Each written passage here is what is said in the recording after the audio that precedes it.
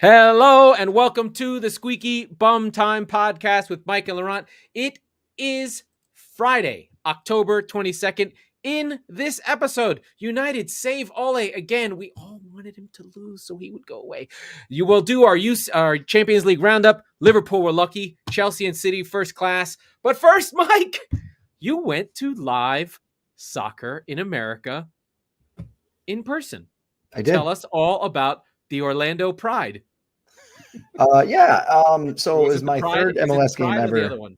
That's I don't know who, doesn't matter. I think it's just Orlando City FC, but SC down here. I've been here 4 years. I've never gone. I've actively avoided it. I think MLS is terrible. I've been to a few games before, and I went with a few friends. I had a great time.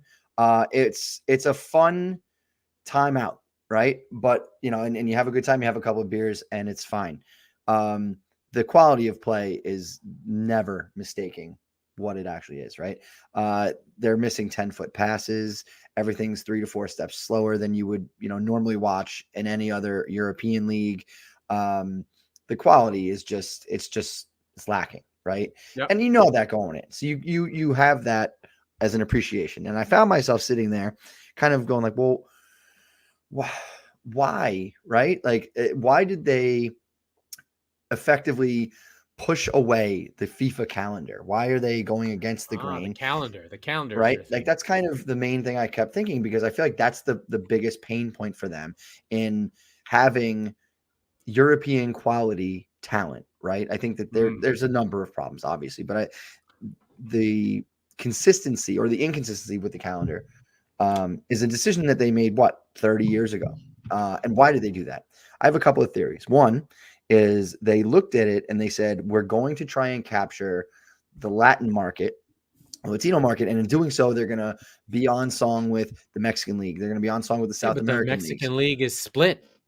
They're not even on. Well, at the time, the Mexican League was that way. Yeah. Right. And that's what I mean. So they were like, okay, we're going to align with effectively our neighbors and continue to lean into that Latin market, as opposed to the European market. Now, they couldn't have foreseen that, it would have become huge. It's ironic that football in America has become so big despite what the MLS does, right? Like, MLS isn't the reason. I think the thing that's interesting is MLS has lots of problems. It is, to be fair, from a business perspective, doing really well on some sort of Ponzi scheme where they just keep expanding. I was going to say, thank you. Yeah. They do not make money on television, barely. They don't dent ratings. Locally, some teams do okay. LAFC. Orlando is one of them. Orlando does well locally, but they had a derby in New York and it was empty, right? That's bad, right? Mm-hmm. That should not happen. Mm-hmm. So there's that. There are local markets that do. Seattle, Portland, that's a really working market. You can see Toronto, when it's good, does well. But Dallas is a catastrophe. Like, just doesn't work there. They are selling players all the time. The Galaxy are really dependent on stars. I think there are two big errors that I see. Just issues that I see. One is it's run by NFL people who run it like the NFL, where they really do want stars, and they think that there is a quarterback version of this game where you can pit player against player. And aside from Messi and Ronaldo, that's not the history of the game. It's really, there are maestros, there are players that transcend it, but mostly it's about your team being good. And our structure is not designed to make teams, right? We don't like to spread the wealth evenly. We want superstars that run the game. Like, I'm sure if it was up to the MLS, they'd change the rules so that there's one player on the team who cannot be touched, right? Like, they would do something stupid. Yeah, right. Flag on the play. Right, exactly. And I do think about the quality. I do think about pro rel. I do think the calendar thing is, it depends what we want to lean on. Like, what does the MLS want to be strategically, right? Like, in the world soccer thing. I think that's the piece that's missing. I think business-wise, they're doing well. They get the stadium experience. They get that there's local people. But where do they want to fit in world football? Do they want to be part of Latino? Do they want to be a CONMEBOL kind of that style, or do they want to be European? And I think the fact that it's both is the problem. Yeah. It certainly has an identity crisis. And I think, we were talking about it before we started recording, and I think the weather is way too much of a factor for them, and they're avoiding intentionally. And again, these are decisions that were made 25, 30 teams play in fucking Sweden. Shut the fuck up. Right, in December and January. And that's where I'm like, okay, they were going for a lot of the summer months, right? Where you're not competing with the NFL, NBA. You're only competing with baseball. But it makes for bad soccer because you're playing when it's 4,000 degrees. Exactly. In Orlando down here, right? And so you're already at a loss for the quality, and you're putting more obstacles in the way, not removing them. But again, when you're making these decisions in the early 90s, right? Whatever it was, mid 90s. I think there's a restart. It's really Garber getting the league down to 10 and then restarting. So MLS is sucky in the 90s. It's some other league. And then there's a rebirth like in 2002 or something. Okay, sure. But so let's call it 02. Why don't you then upset the apple cart and go, okay, we're going to go on the European schedule now? Because you're trying to keep it sustainable, right? You're not worried about what it can be, what it might be. And again, there's still the league is sustainable by virtue of a franchise model. The league isn't going anywhere. I understand. It's fine. Yeah. No. What I'm saying is growing it into what would effectively be if you're weaponizing all the quality of theoretically of the United States and all of that money that you're waiting to kind of rake in. You're not worried about the ceiling. You're worried about being legitimate, essentially. Mm-hmm. And where a lot of the other leagues come in. Again, in 02, there was no renaissance. There was no ESPN or NBC. I mean, ESPN was very, very briefly right. showing the Premier League. But there is now more place and more value in live sports than ever. Right. I think the other issue is that I think was probably unforeseen is 2013 NBC, Rebecca Lowe broadcasting every game into the US and basically going, this is what real football looks like. Yep. Not 2 games a week, not just Arsenal, not just Man United once a week with Macca and Ian Dark, where you kind of was on, but a full-on onslaught. We are going to take the most established popular league. I don't know if it's the best quality. That's to be debated. It is a built-in English-speaking, historically known league that just basically saturated the entire U.S. market. And while the ratings are not great, they just be clear about that. Like an MLS game on a Sunday night does okay. And to this day, and it's very racist, I don't have a better way to put it or whatever, that Mexican league games in the U.S. are the most watched games in the U.S. Period. Full stop. Don't tell me that MLS is bigger. The fact is, Club America on a Saturday night on television in the U.S., Spanish language or otherwise, is the biggest game on television. Sure. It's bigger than Man United-Liverpool. It just is, right? Mm-hmm. So that's an important piece. And so right now, Garber is now trying to like be in both places. You have everyone being rebranded FC and getting European money and trying to sell to Europe while culturally trying to be connected to South America. And the other thing is, how do you? The question is does all football float all boats? Right? Does the Premier League float football in this country? No, that's a question I don't know. And I think I don't think so. To your point, what it could, if the MLS really was a path to the Premier League. Exactly. Right? Then you would say we could have like the relationship as like the championship. Like this team is coming up. You see Nicola Pepe goes from Dallas to a championship club like Bournemouth into Aston Villa. Mm-hmm. Then you have a path of just like, oh, my guy went from here to there, right? Yeah. But that's not really happening. Our players are going to Germany. Is that lifting Germany? I think we talked about it a while ago. It's creating it's finding and monetizing an inefficiency. You know who it's lifting is RB Leipzig. It's lifting Germany. Yeah, that's what I mean. Right. In terms of quality, but then they have their other problem. Like, they can't really get traction either. The thing is with Germany, it's not just American players. Young English players are going to Germany too. They are the place to grow, because the Germans are like, I'm not paying for this because we have a cap. We don't have sheiks. We don't do it this way. There's only one rich team, and it's Bayern, and they just buy the cream off the top. Right. And I will say, I got to see Spurs rumored legend Alexander Pato, the man who was linked to Spurs. Oh, that guy. That guy. Every window for about a decade. Holy shit, he's still made of glass. And it was funny. Like, he would make a run, and then he would just stop and be like, "You guys stink." Like, it was awesome. Well, it was actually kind of cool. He was famous because he had like one incredible season with Milan. He had the 3 seasons at AC Milan, and then just died. Yes. Right. He just went everywhere. He had one half of a loan at Chelsea, and now he's like kind of hanging out at Orlando, but he's been gone forever. The funny thing is about some of these guys is he's still just 32, but his legend has left him. Yeah. I think we should probably transition to another legend, and that is Ole Gunnar Solskjaer, who's a fucking legend at Manchester United. But in our Champions League roundup, we can go through all the games, but there's really only one story, and it's United getting saved again. Ole getting saved again.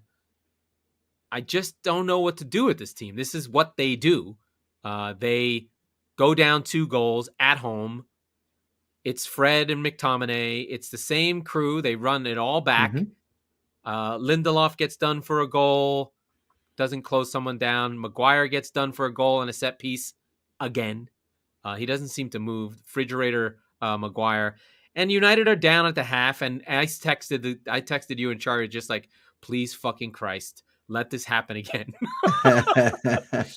But to Ole's credit, and the one thing that he does have with this team, aside from tactics and patterns, which we know he doesn't, is there is a connection to the crowd, to the passion, to the energy and passion of United, right? That's the one thing that I give Ole credit for. He somehow, as a legend, is connected at a visceral people level, right? Like, the crowd at United, once they got their goal from Rashford, it was an amazing goal. It came alive. Rashford made a run that I don't know how he saw it to make the run, and that's his best trait. And Fernandez made a pass that is one of these, like, these 2 guys are fucking incredible. And I think Rashford does make it different for them. He's been out, and he scores it, takes it really well. And then Old Trafford just turns to fucking an attack war zone to levels of Anfield. It just did. And that's amazing about United. They have that. I'm jealous. City does not have that.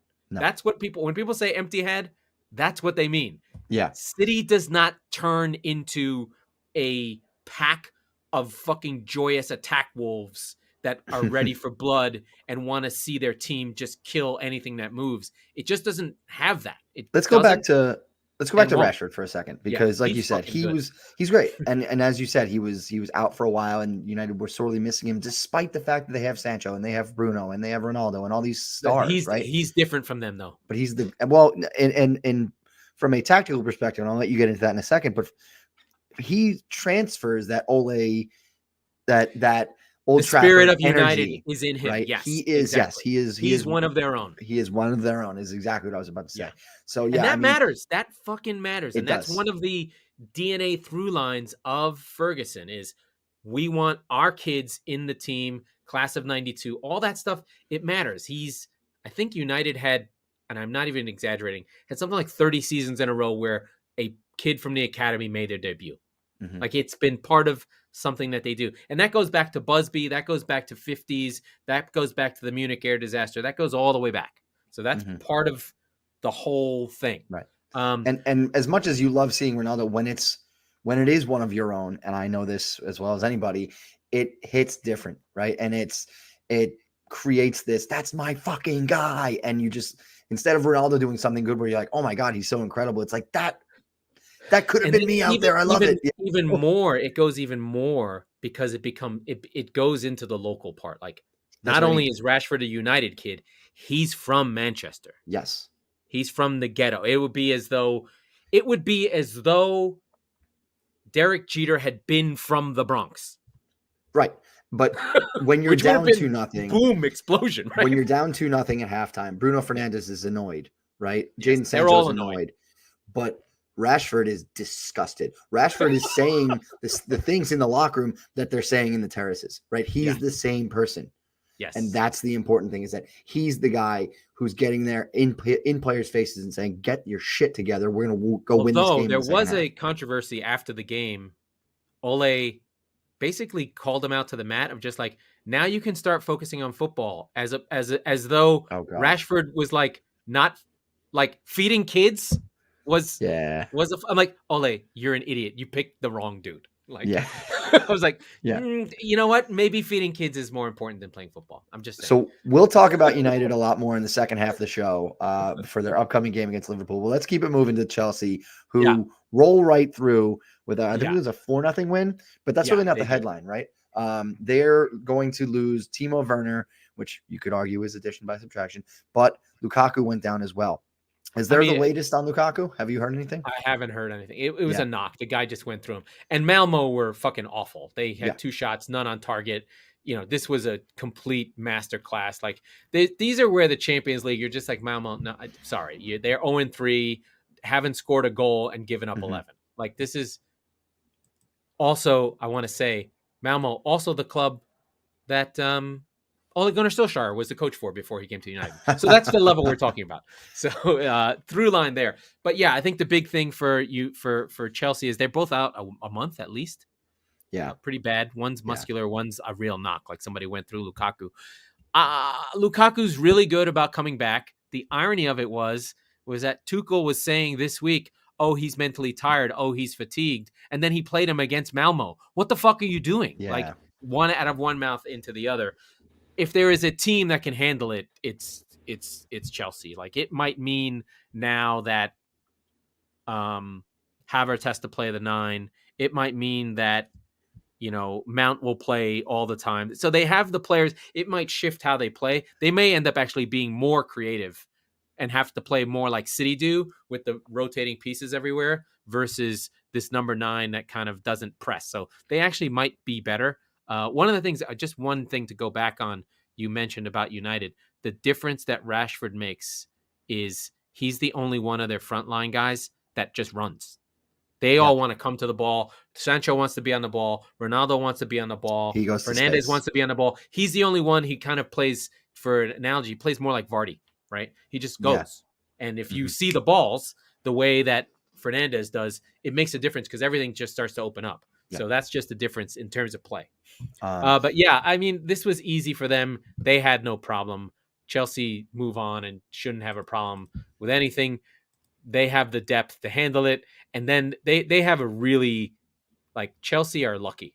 They have a get healthy stretch. Like, they're gonna prepare for the narrative to be that Chelsea are gonna win the league. Here are their next 4 fixtures: Norwich, Southampton, Newcastle, Malmo again, Burnley.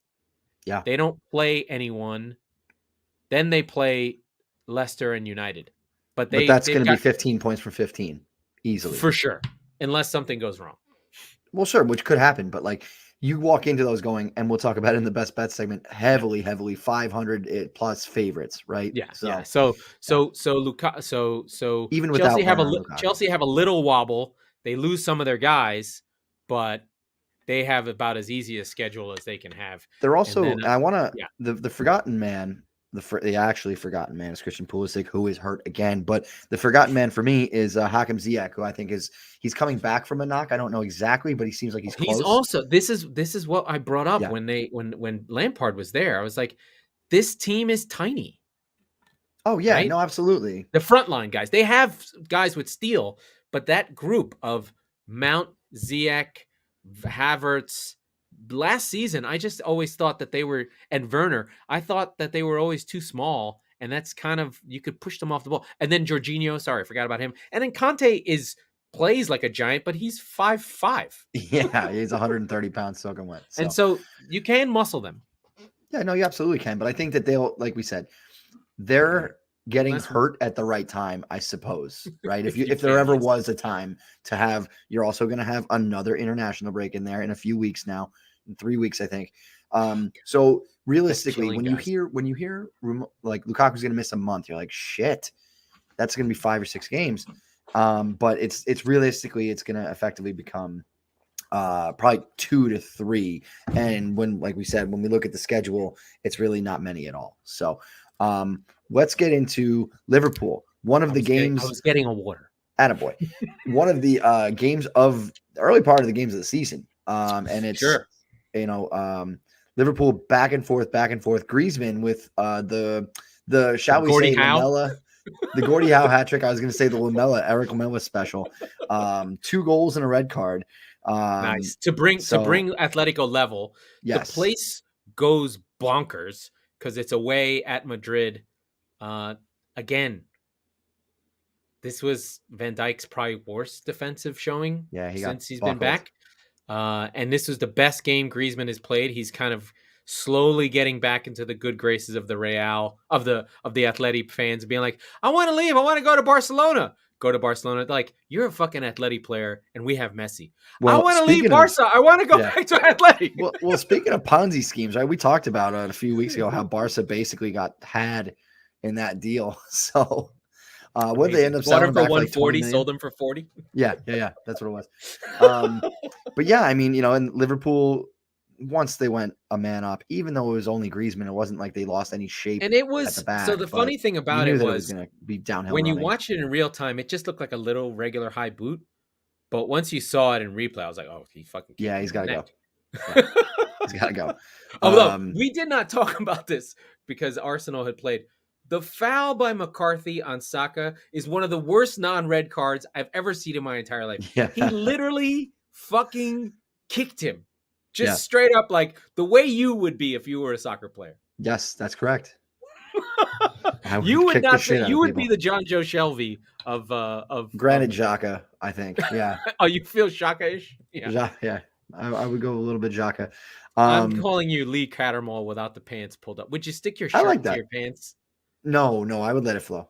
Okay, yeah. Ironically, when I played hockey, I did the Gretzky tuck, but that's not important. Okay. Okay. I don't like players who tucks their shirts in. I don't either. In football, I don't. I find it appalling. Like I see, it's like your mother dressed you. Yeah, it's like I see Kieran Tierney. I'm like, will you pull the fucking shirt out? Yeah. And Rodri like also. You're late. You're running late for physics class. Like, shut the fuck up, you nerd. Fucking nerd. Get out of here. Pull your shirt out. So a bonus Europe conversation is going to be Mourinho's Roma. I almost said Mourinho's Spurs. Oh God, help me. Loses. But to be fair, let's give Liverpool a little bit more. Sure, Salah scored again. I believe he's on 10 in a row in games where he's scored. Is he the best player in Europe right now? Is there anybody better? Question. Yeah, no, I mean, like we said, I think a week or so ago, he's having an all-time season so far. It's, this team reminds a lot of the 2013-14 season because, like you said, they can't defend. I know a friend of the show, BJ, was asking us when Liverpool stops scoring, what's going to happen? They're not going to stop scoring. They're not going to. Unless they all get hurt, which is a possibility, just like last year. If the entire front line gets hurt instead of the back line. And to his point, there is the African Cup of Nations where Salah and Mane do go for this. They're supposed to go. Who scored the goal? Keita scored a fucking worldie and then got done in the game. So you saw a little bit of both of Keita. He's just too small and doesn't defend well enough. But I would be worried for Liverpool in terms of scoring. It's going to be a pairing that we haven't seen. It'll be Firmino, Origi, Jota as the grouping, and maybe there's a midfielder who can go up front. I don't know if Harvey, not James Elliott, Milner. But the other one. James Milner can play anywhere and do anything. What are you talking about? James Milner, starting striker. God, what a fucking legend. And maybe they'll just go defensive. Maybe they'll finally accept that Trent Alexander-Arnold is not a fullback and he can play on the wing.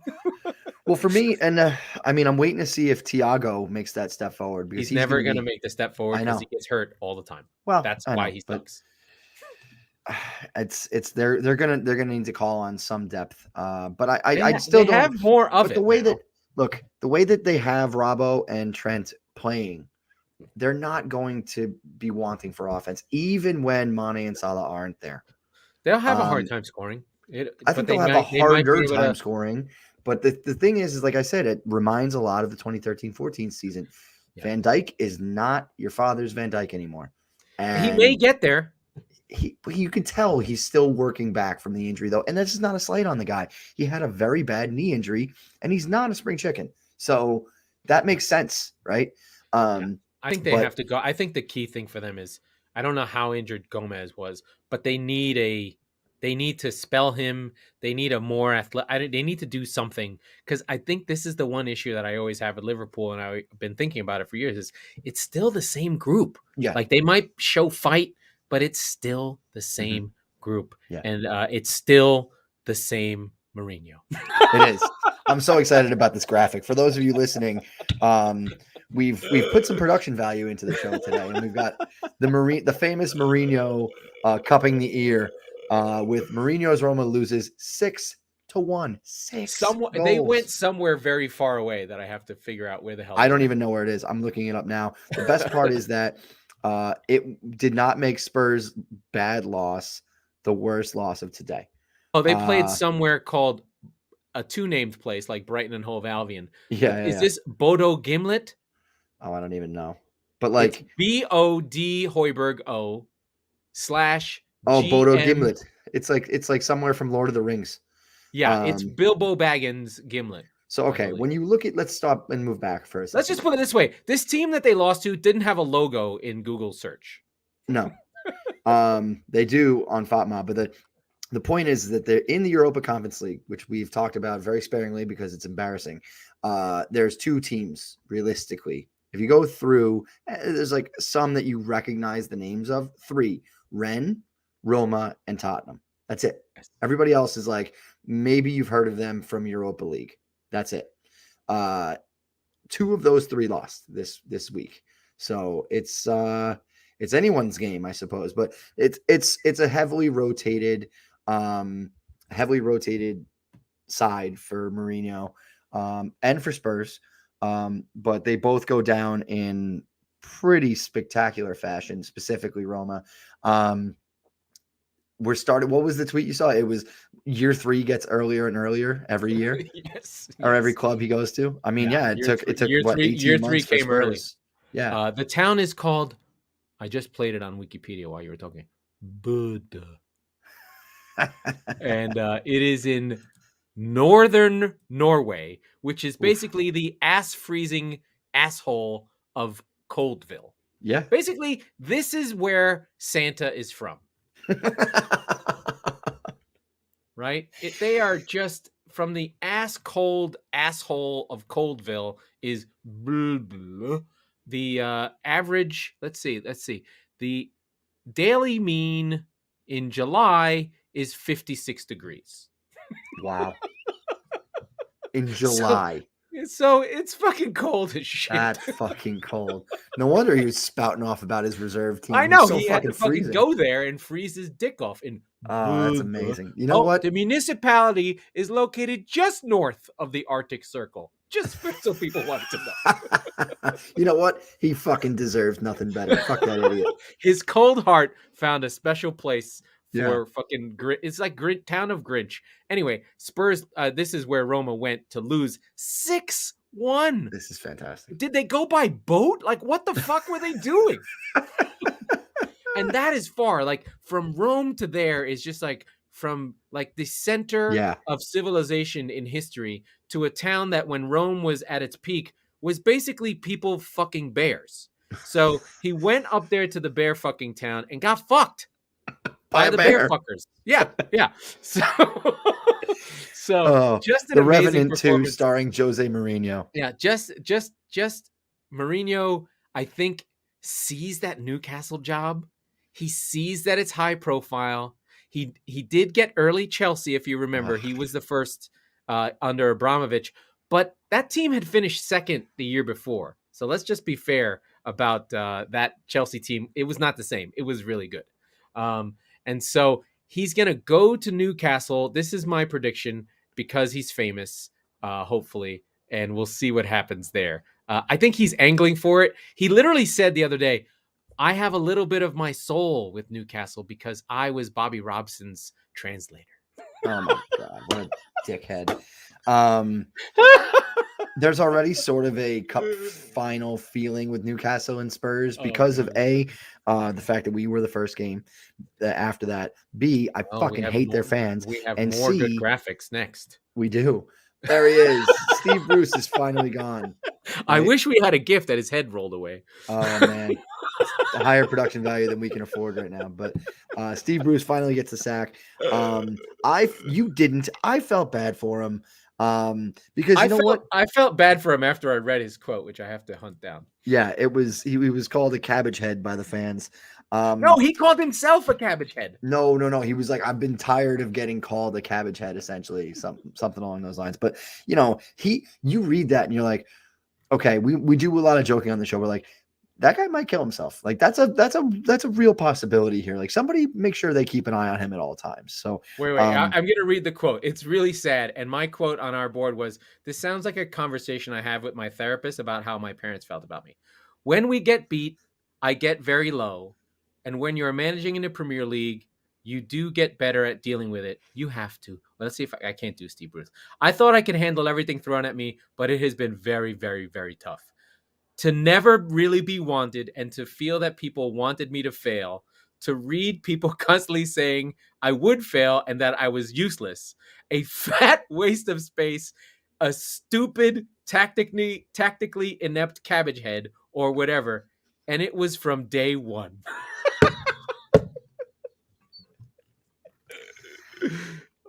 He's now his watch has ended. Now his watch has ended. He's just hated. He's hated. They hate him. Yeah, they did. Well, there's a couple because he wanted that job so bad, right? I was corrected by a few Newcastle fans. Here's the thing. He's from the area. That matters to Geordies because it's relative scale. It's in the middle of nowhere for England, but it's really just like it's the difference between it's England's bear fuckers. Yeah. England's bear fuckers. But the thing was that he managed Sunderland. And once he did that, he's immediately disqualified from anything resembling Newcastle. This is like blood feud beyond blood feud. What would be a good example? It's like a college football rivalry that no one cares about except them in the middle of nowhere. Like Boise versus Idaho. Like something like that. Right, it's like, what? Who cares? You have a green field. I mean, a blue field. What's wrong with you people? But it's like that game. And you're just like, why? Like the Red River rivalry, something ridiculous. But Sunderland Newcastle is blood feud, and Sunderland disappeared. They had their own show, which, you know, if you want to watch sadness at a level of doom, it's the Sunderland Till I Die documentary on Netflix. It's so sad that it's as sad as Steve Bruce's comment. Like it's like an embodiment of Steve Bruce being sad. Something's going on in that area. But anyway, they hate him for that, and he should know that they were never going to love him for that. Yeah, right. That's fair. And Rafa was so good at PR and would get in with the fans, even though the football was just as shitty. He spun it better. Yeah. Unlike Steve Bruce, he'd be like, "Well, we were unlucky." I'm like, no, you can't fucking keep saying you're unlucky. Like, change the luck. Yeah. So, but he's loved by his players. Alan Saint-Maximin, our favorite player of the year, wrote a really lovely piece about how great a guy he was, of them hugging. And that gave me something. Like, the players love you. I have respect for you. But Steve Bruce, 20 years, 1,000 games managed across all competitions, had some moments. But I think he's one of these things where his generation of manager is dying out. Yeah. A 4-4-2 English, blood and thunder, drink and don't take care of yourself type of managers. Yeah, look at him.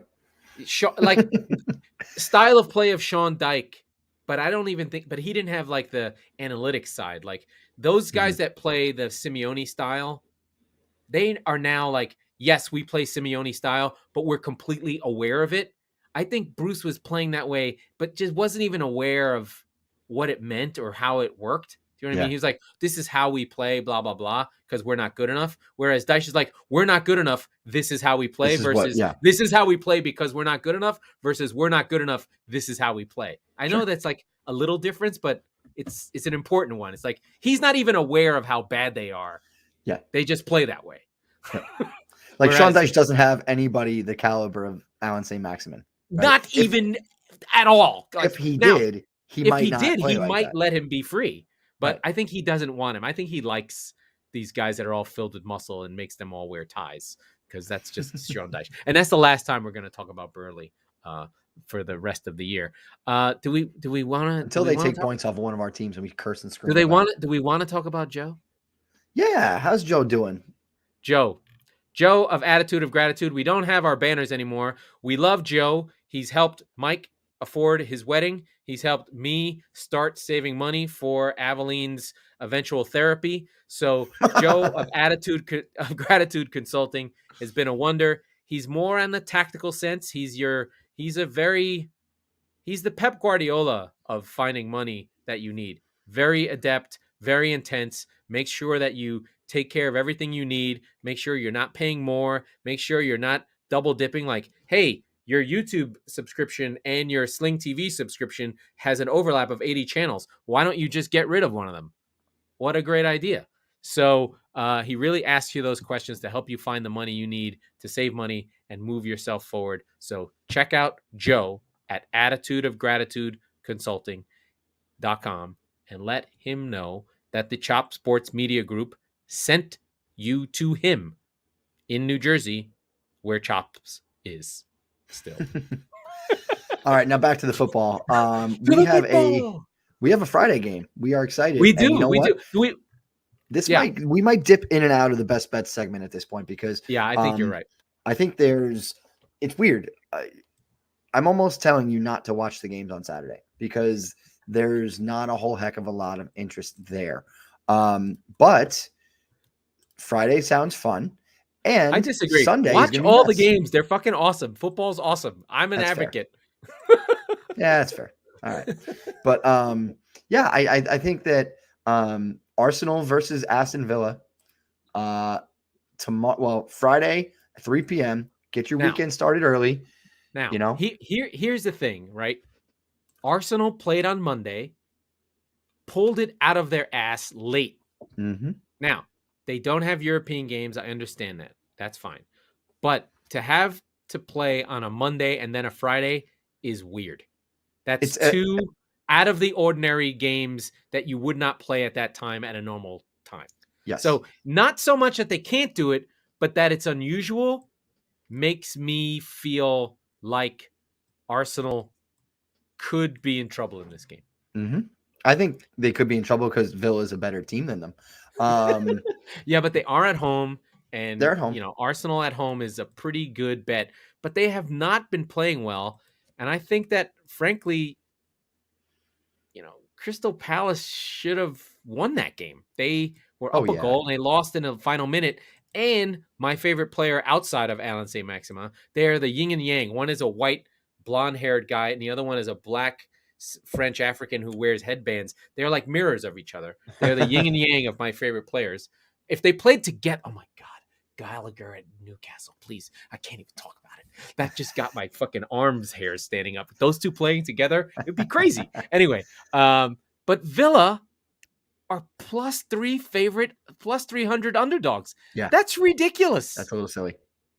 Like, nobody should be a +300 underdog against Arsenal. They're not good enough to get that much respect.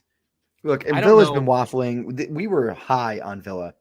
I don't remember where exactly. They've had some tough, they just got their teeth kicked in against Wolves. It was really bad.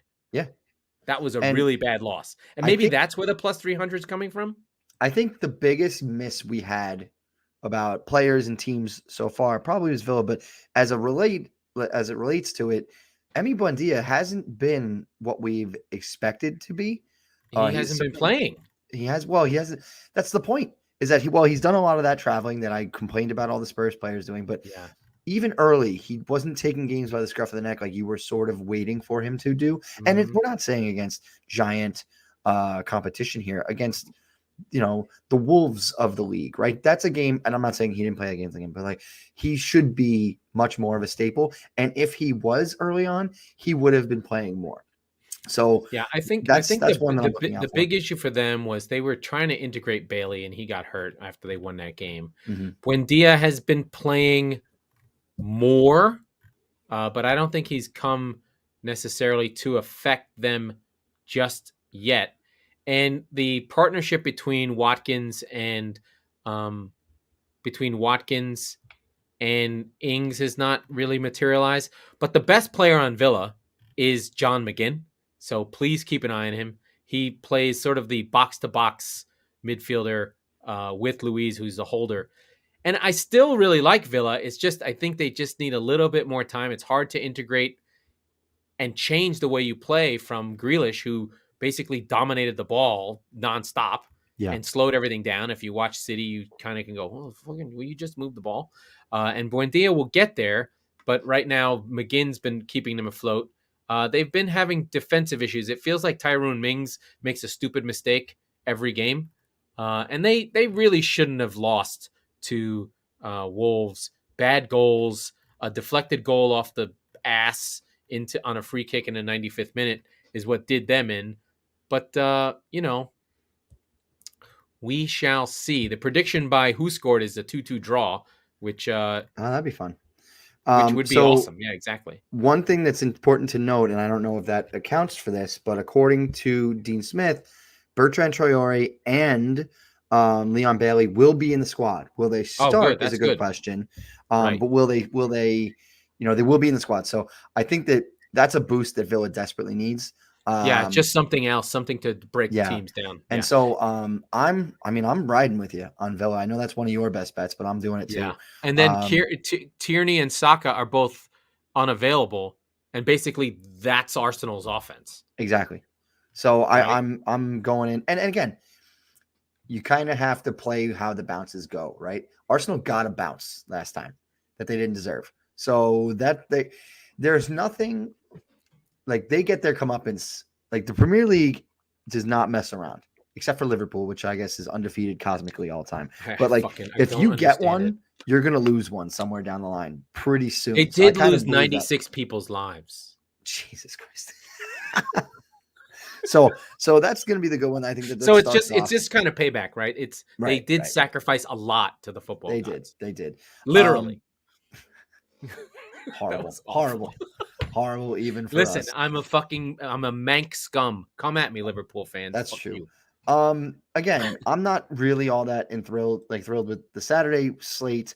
Aside from the late game, which is Brighton Man City, which I'm going to let you have a moment. But the thing is, so to most people, that game means nothing, right? That is a game that no one cares about except me, right? That is a fun game. Last game of the season after City had won the league, Brighton did win this game 3-2. It was a barn burner.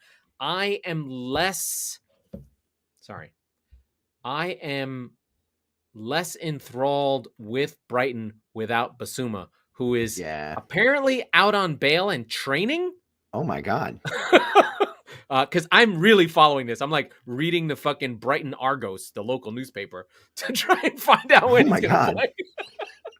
So, because I feel bad. Like I really had a lot invested in him, and he apparently committed assault in a club.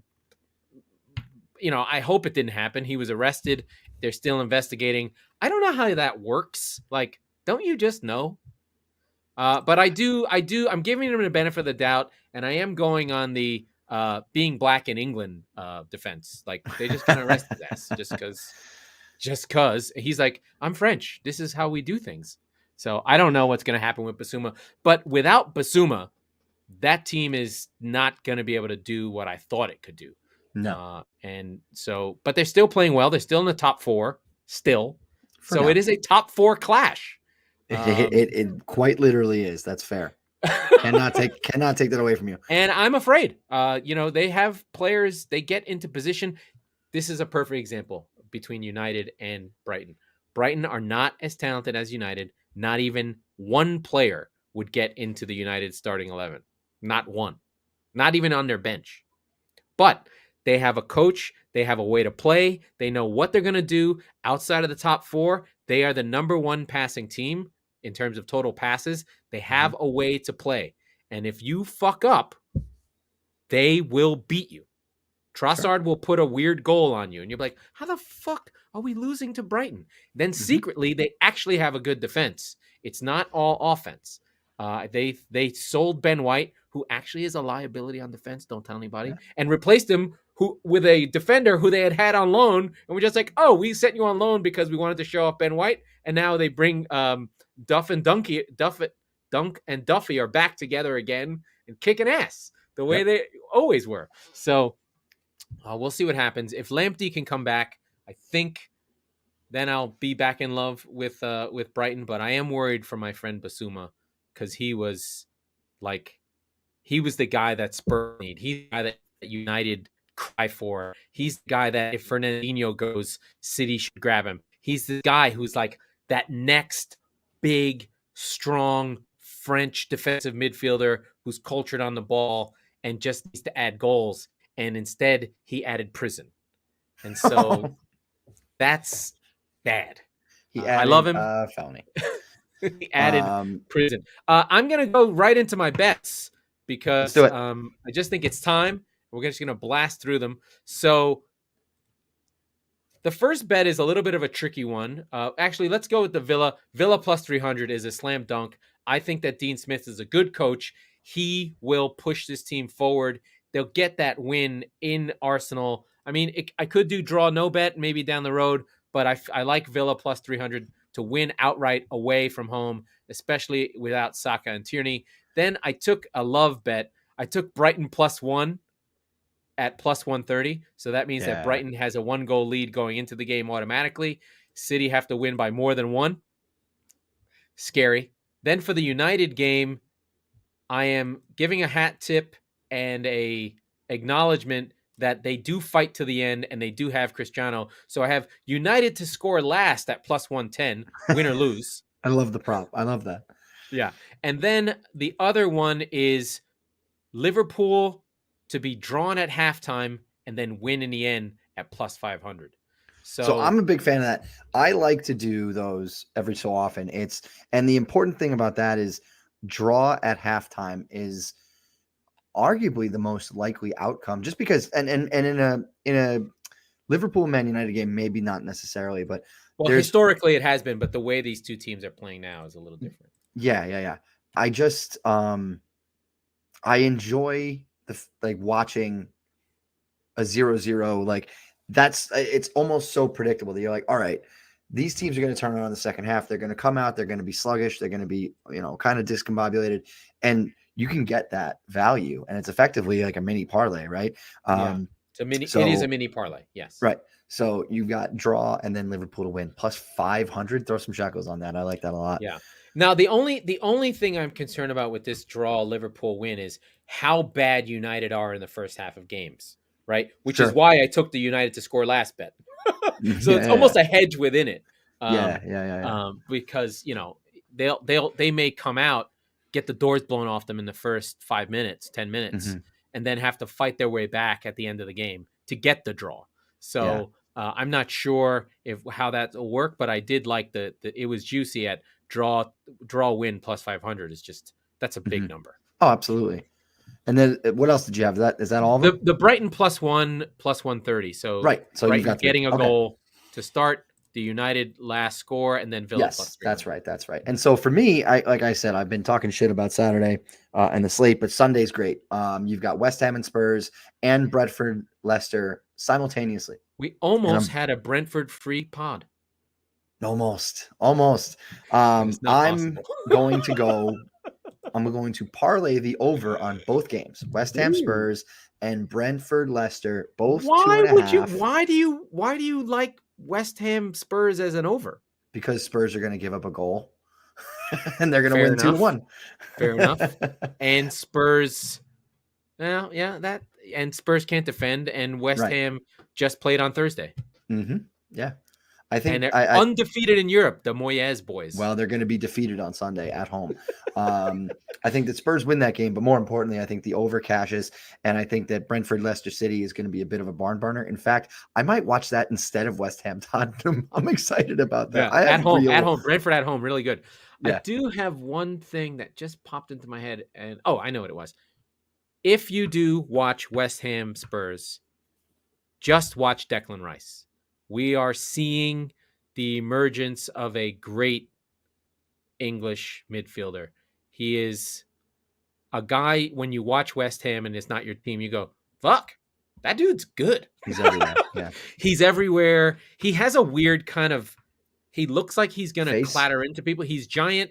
He kind of moves funny. I wouldn't say he's fast. His gait is odd. So he does catch the eye. He doesn't look like a footballer. He's kind of tall. No. So he's the same size as Pogba, but runs He looks a like white guy. He looks like a tight end. Yeah, he's kind of goofy. And he loves it. He clearly plays for the shirt. He and Mason Mount were both in the Chelsea youth squad together, and he had to move on. I have a question for you. I don't know. You try and find this out. Somebody out there try and find this out. Because I couldn't do it. I keep thinking about Chelsea and all these teams. What team has the most players in the league that debuted for them? The most. Wait, sorry. So let's say in the league. What team has produced the most Premier League players? Oh, I see. No, it's Chelsea. Of course it is. It has to be, right? Has to be. Because they splinter everybody out, right? Like with the loan army, we talk about it all the time. But I wonder if it's United with the one or two a year. You mean because they never make No, I mean currently. Like what? No, I mean, because we know the academy produces players, but are they making debuts in the Premier League? See, that's the question I have. Like we can go to the Championship and we can see this Chelsea guys everywhere, but are there literally, like, if you were to take the bios of every single team player in the Premier League who's made an appearance, how many of them started at Team Y? So you're saying from Premier League academies? Well, right? If it's Premier League academies, it's got to be Chelsea. It has to be. Yeah, no, it's Chelsea, definitely. Wait, let me get all my bets in. Who made their debuts the most? What team has had the most debuts? Oh, for their own club. Or that probably yes, they could have debuted with their own club. Yes. Okay, I'm sorry. So like Conor Gallagher wouldn't count for Chelsea. He would count for Palace. But see, that's the thing, right? He never played. I don't think Gallagher ever played for Chelsea, but I would count him as a debut. I see. That's where it gets fucking weird. Yeah, like Billy Gilmore does count for Chelsea. And he did play for Chelsea. And one more question to your question. Is it Premier League or is it English football? Like, does the fucking EFL Cup count? Because then Billy Gilmore counts for Chelsea and not Norwich, right? Right. And then there's a half a dozen freaking City players who've showed up. Yeah. Then it gets kind of wacky and you're like, all right, hold on. This is an Well, by the way, City have another Foden on their hands. Well, no, they don't. Foden is incredible. But Cole Palmer, really good. Scored in his Champions League debut. Good for him, man. Sort of a Havertz type. Tall, lanky finisher. Yeah. Plays a little bit behind a striker. So City have another one that it looks like they're trying to break in, but we'll see. You know, City players breaking through. If you think about Foden, it basically took 3 years. Yeah. So, oh, God, yeah. All right, let me give you so again, Spurs, West Ham, and Leicester, Brentford, both over 2.5. That's a parlay at plus 230. I've got Wolves money line. They're going to Leeds, but I still like them to take the 3 points. Yeah, they're plus. Wolves are good. They have a better coach. I think Nuno is kind of holding them back. They still haven't performed their XG. I like the Bruno Lage thing. There's going to be a game where someone gets Traoré. That I was gonna do Traoré to score. In fact, I haven't seen what he is. I'm gonna look at that actually, because it's gotta happen, right? A blind fucking squirrel has to find a nut at some point, right? Like I'm actually gonna look it up right now. What is Adama Traoré to score at Leeds goals? Let's see. He is plus 300. Come on, guys. Maybe that's something we sprinkle a little bit on as well. But you know what I would do? Traoré to score and Wolves to win. And that would be like probably plus 500. Wolves expect, if we do the expected goals table, it's Liverpool, City, both at Liverpool's at plus 12, plus 13, City at plus 12, West Ham plus 4, Brentford plus 3.5, Everton plus 3.5, Wolves are in the top 6 Yeah. in expected goal difference. So I believe that is if you took their expected goals and their expected goals against, you would get a team that is underperforming by 2 So goals. And Liverpool, by the way, is the best team in the league right now. no, I know. But so It's I'm annoying. going to wait until the lineups come out to decide. I might do just money line. I might do Traore to score and Wolves to win. We'll see. We'll see. But if obviously I'm going to wait to see if he starts. And then the last one, I have to have some action on Man United-Liverpool, right? So I'm going to go with both teams to score and Liverpool to win plus 275. So like you said, the Ronaldo factor.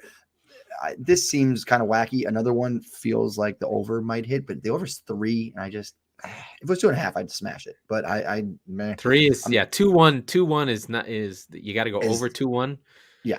Well, 2-1 like gets I said, 2-1 gets you a draw. Right? Liverpool Like could really. The thing is, there is a world where Liverpool just fucking annihilates. They beats the brakes off them. Absolutely. Yeah. But yeah. By the way, I am going to the Fan Fest in LA.